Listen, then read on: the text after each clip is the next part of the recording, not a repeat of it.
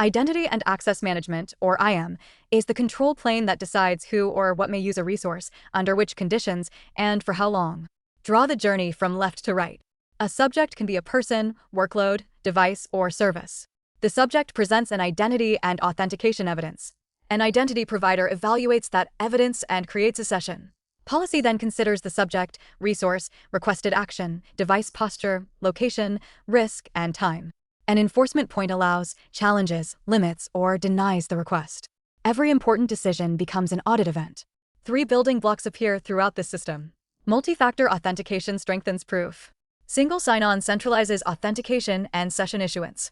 Directory services store identities, groups, and attributes used by applications and policies. The first pitfall is treating successful login as unlimited trust. Authentication answers who presented evidence. Authorization answers what that identity may do right now. Good IAM continuously limits privilege, session lifetime, and recovery paths. Multi-factor authentication requires evidence from different factor categories. Something you know includes a password or PIN. Something you have includes a hardware security key, passkey device, authenticator, or smart card. Something you are includes a biometric used locally to unlock a cryptographic key. 2 passwords are not 2 factors. A password plus another knowledge question still depends on knowledge. Independence matters because one compromise should not defeat every factor. Not all MFA is equally resistant to phishing. SMS and one-time codes can reduce basic password attacks, but users can be tricked into relaying codes. Push approval can fail under fatigue or social engineering. Prefer FIDO2 security keys or passkeys where practical because the cryptographic proof is bound to the legitimate site. Enrollment and recovery are part of the authentication boundary. Requires strong re-authentication to add a factor. Notify the user when factors change.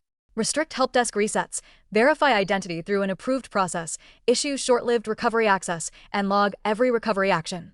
Never let a weaker reset path bypass a strong everyday factor.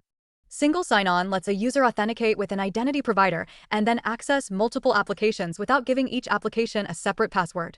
Whiteboard a typical browser flow. The user requests an application. The application redirects the browser to the identity provider. The provider authenticates the user, applies conditional access policy, and returns a signed assertion or authorization response. The application validates the response, maps claims to a local identity, and creates its own session. Protocols define the exchange. SAML commonly carries signed assertions for enterprise web applications. OpenID Connect adds an identity layer to OAuth 2.0 and commonly uses ID tokens.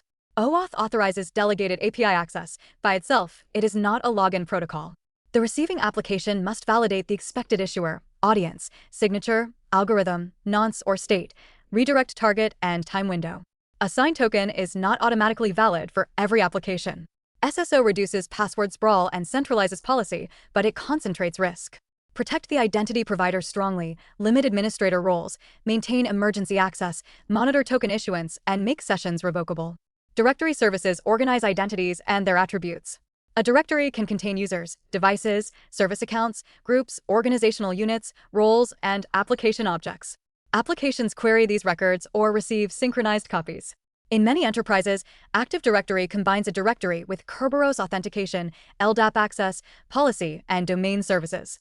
Cloud directories provide similar identity foundations through managed APIs and federation. The directory should answer structured questions. Which identity is this? Which groups contain it? Who manages it? Is it active? And which attributes are authoritative?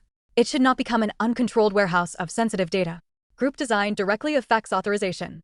Deep nesting, shared ownership, stale membership, and vague names make access difficult to review.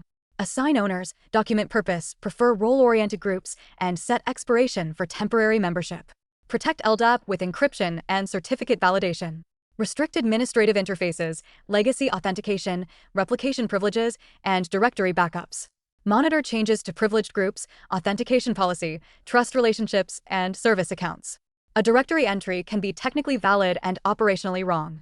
Accuracy depends on a reliable identity lifecycle. Federation allows one security domain to accept identity statements from another. Instead of creating a password in every partner application, the relying party trusts assertions from an approved identity provider. Draw the trust boundary around the protocol. The application has registered identifiers, redirect locations, signing keys or certificates, expected claims, and contact owners. The provider authenticates the subject and issues a narrowly scoped statement. The application validates it and performs local authorization.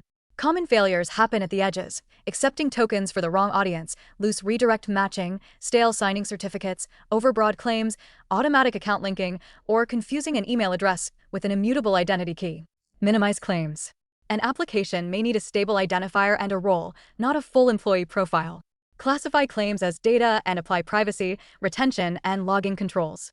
Treat federation metadata, signing keys, and application registrations as production configuration. Review changes, rotate keys before expiration, support overlap during rotation, test failover, and maintain an owner for each trust. Federation removes duplicate credentials. It does not remove the need for authorization or lifecycle management. IAM succeeds or fails across the identity lifecycle. A joiner receives an identity based on an authoritative record. A mover changes job, team, location, or risk context. A leaver loses access promptly. Service identities also have owners, purposes, credentials, and end dates. Provision baseline access from defined roles rather than cloning another user. Separate birthright access from privileged or exceptional access. Require approval for higher-risk entitlements and record the business justification. The mover event is often the hidden danger. New access accumulates while old access remains. Recalculate role membership, remove conflicting entitlements, and review privilege after each material change.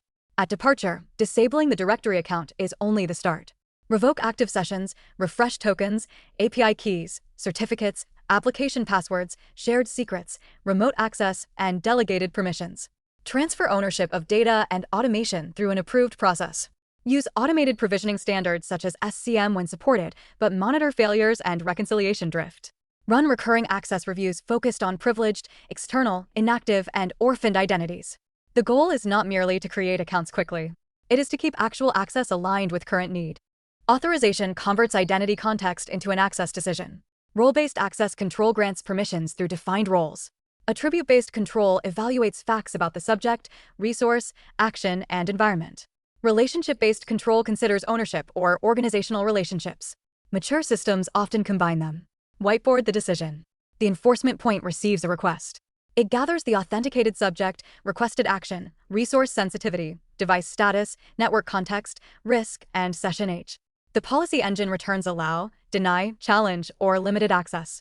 The enforcement point applies that result and logs the reason. Use default deny. Grant the minimum actions and scope required. Separate administration from normal work. Require just-in-time elevation for privileged tasks, stronger authentication, approval when appropriate, and short expiration. Avoid role explosion, wildcard permissions, permanent emergency grants, and policy exceptions with no owner. Test policy changes against known cases before deployment. An authorization log should answer who attempted what, against which resource, under which policy version, with which context, and why the decision occurred. That evidence supports incident response, audits, and safe tuning. Identity attacks target passwords, factors, sessions, recovery processes, application consent, and administrators. Detection must connect events across the control plane.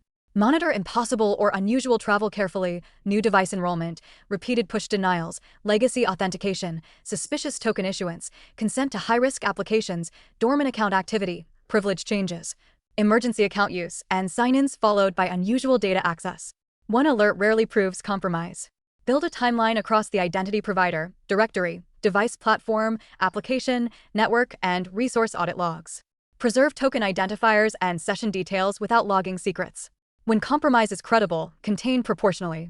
Disable or restrict the identity, revoke sessions and refresh tokens, reset credentials through a trusted channel, remove unauthorized factors and application grants, inspect mailbox or data rules, review privilege changes, and scope affected resources.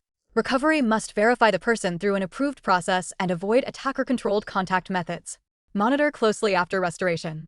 Keep tested emergency access accounts that bypass a failed federation path but remain strongly protected, offline documented, tightly monitored, and used only under controlled procedures. Finish with the checklist. 1. Inventory human, workload, device, service, partner, and emergency identities.